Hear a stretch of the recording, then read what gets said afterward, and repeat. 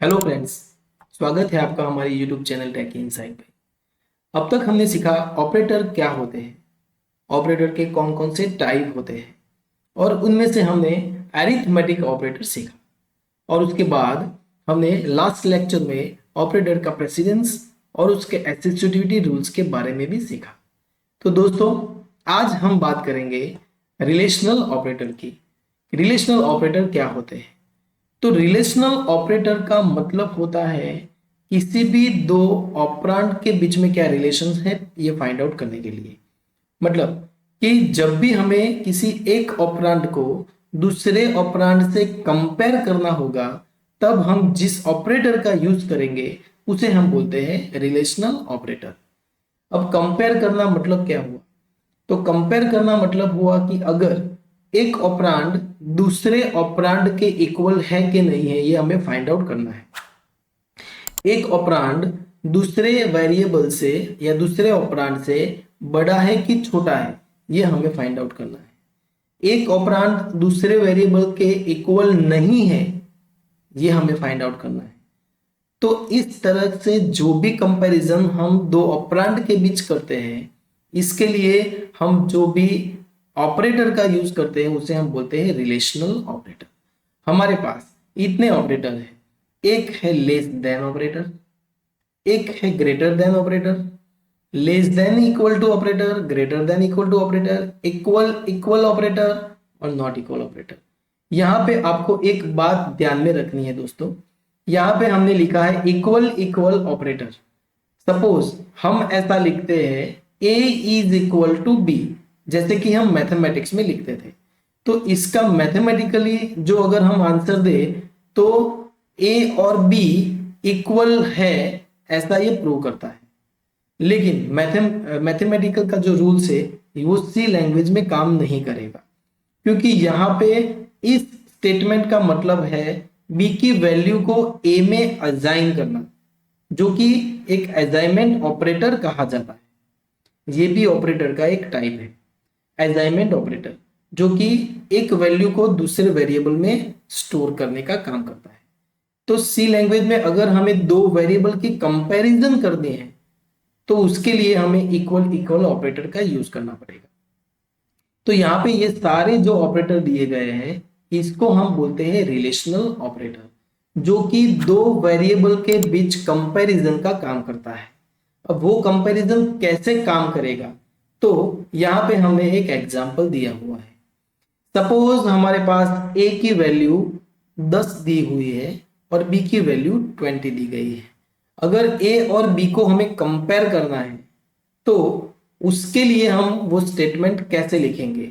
तो इस तरह से हम स्टेटमेंट लिखेंगे ए लेस देन बी, मतलब कि यहां पे हमने लेस देन ऑपरेटर का यूज किया। तो ये एक्सप्रेशंस जो भी बना उसे हम कहते हैं रिलेशनल एक्सप्रेशंस। तो जैसे कि हमने लास्ट लेक्चर में सीखा था कि अगर हम एरिथमेटिक ऑपरेटर का यूज किसी एक्सप्रेशन में करते हैं तो उस एक्सप्रेशन को हम कहते हैं एरिथमेटिक एक्सप्रेशन। अब जिस भी एक्सप्रेशन में अगर रिलेशनल ऑपरेटर का आप यूज करते हैं तो उसे हम कहते हैं रिलेशनल एक्सप्रेशन। तो यहाँ पे ये जो एक्सप्रेशन बना उसे हम बोलेंगे रिलेशनल रिलेशनल एक्सप्रेशन। तो अब रिलेशनल एक्सप्रेशंस का भी कोई ना कोई आंसर तो होगा। तो उस रिलेशनल एक्सप्रेशंस का आंसर क्या होगा? तो रिलेशनल एक्सप्रेशन का आंसर या तो ट्रू होगा या तो फॉल्स होगा, क्योंकि ये लॉजिकल टाइप का स्टेटमेंट है। तो अगर हम यहाँ पे a लेस देन b की बात करें तो a की वैल्यू अगर b से छोटी है तो ये हमें ट्रू रिटर्न करेगा। तो यहाँ पे a की वैल्यू 10 और b की वैल्यू 20 है, तो ये कंडीशन ट्रू है। तो ये हमें क्या रिटर्न करेगा? ट्रू रिटर्न करेगा। ट्रू का मतलब सी लैंग्वेज में यहाँ पे होता है 1 और फॉल्स का मतलब होता है 0। यहाँ पे सी लैंग्वेज में हमें या ट्रू या फॉल्स रिटर्न नहीं करेगा, लेकिन 1 और 0 रिटर्न करेगा। तो 1 रिटर्न करेगा उसका मतलब होगा ट्रू है, और 0 रिटर्न करेगा उसका मतलब होगा फॉल्स। अगर हम ऐसी कंपैरिजन करें a ग्रेटर देन b, तो ये एक एक्सप्रेशन बना अब यहाँ पे हमें ये चेक करना है कि a की वैल्यू b से बड़ी है कि नहीं है। अगर a की वैल्यू b से बड़ी होगी तो ये हमें ट्रू रिटर्न करेगा, अदरवाइज फॉल्स रिटर्न करेगा। तो अगर हम एग्जाम्पल में देखें तो a की वैल्यू b से बड़ी नहीं है तो ये हमें फॉल्स रिटर्न करेगा। a less than equal to b, less than equal to का मतलब होता है अगर a की वैल्यू b से छोटी होगी तब भी ये हमें ट्रू रिटर्न करेगा, और a की वैल्यू b के बराबर होगी, इक्वल होगी, तो भी ये हमें ट्रू रिटर्न करेगा। तो इस सिचुएशंस में a की वैल्यू b से छोटी है तो ये हमें ट्रू रिटर्न करेगा। तो इस तरह से हम ये सारे स्टेटमेंट लिख सकते हैं। और लास्ट में हमने जो लिखा a not equal to b, ये हमें ट्रू तब रिटर्न करेगा जब a और b की वैल्यू इक्वल नहीं होगी, तो ये हमें ट्रू रिटर्न करेगा। तो इस तरह से हम रिलेशनल ऑपरेटर का यूज कर सकते हैं। अब रिलेशनल ऑपरेटर का यूज करने के लिए आपको कौन सी सिंटैक्स का यूज करना है, तो ये सिंटैक्स दी हुई है। सबसे पहले लिखा है अरिथमेटिक एक्सप्रेशन 1, उसके बाद रिलेशनल ऑपरेटर, और उसके बाद अरिथमेटिक एक्सप्रेशंस 2। तो इस तरह से भी हम सी लैंग्वेज में रिलेशनल एक्सप्रेशन को लिख सकते हैं। मतलब कि रिलेशनल ऑपरेटर की लेफ्ट हैंड साइड हम अरिथमेटिक एक्सप्रेशन भी लिख सकते हैं, और राइट हैंड साइड हम अरिथमेटिक एक्सप्रेशन को भी लिख सकते हैं इस तरह से। सपोज यहां पे दिया गया है a plus B greater than a into B, तो ये जो पूरा एक्सप्रेशन बना उसे हम बोलते हैं रिलेशनल एक्सप्रेशन। अब ये रिलेशनल एक्सप्रेशन या तो ट्रू रिटर्न करेगा या तो फॉल्स रिटर्न करेगा। तो इस सिचुएशंस में अगर सबसे पहले हम इसे एग्जीक्यूट करेंगे तो सबसे पहले जो रन होगा वो ये एक्सप्रेशन रन होगा a प्लस बी।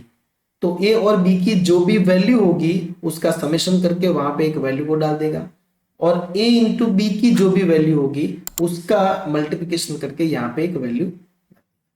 तो अगर हमें यहाँ पे दो वैल्यू मिली, एक वैल्यू मिली 10 और दूसरी वैल्यू मिली 20, तो 10 और 20 दोनों की कंपैरिजन करेगा कि 10 20 से बड़ी है नहीं है, तो ये हमें फॉल्स रिटर्न करेगा। तो इस तरह से हम रिलेशनल ऑपरेटर का यूज करके जो भी एक्सप्रेशन बनाते हैं उसे हम बोलते हैं रिलेशनल एक्सप्रेशन। तो दोस्तों रिलेशनल ऑपरेटर कैसे काम करते हैं ये आपको यहाँ पे पता चल गया होगा। आइए अब इसकी हम प्रैक्टिकली बात करते हैं कि प्रैक्टिकली ये कैसे काम करते हैं। एक्चुअली में रिलेशनल ऑपरेटर का यूज हम डिसीजन मेकिंग स्टेटमेंट में करेंगे। जब भी हम डिसीजन मेकिंग स्टेटमेंट पढ़ेंगे तब रिलेशनल ऑपरेटर का यूज कैसे होता है वो हम बात करेंगे, लेकिन अभी हम इसकी प्रैक्टिकली बात करते हैं कि ये ट्रू और फॉल्स हमें कैसे रिटर्न करेगा। तो आइए बात करते हैं प्रैक्टिकली। तो यहाँ पे दोस्तों सबसे पहले अगर हम यहाँ पे लिखे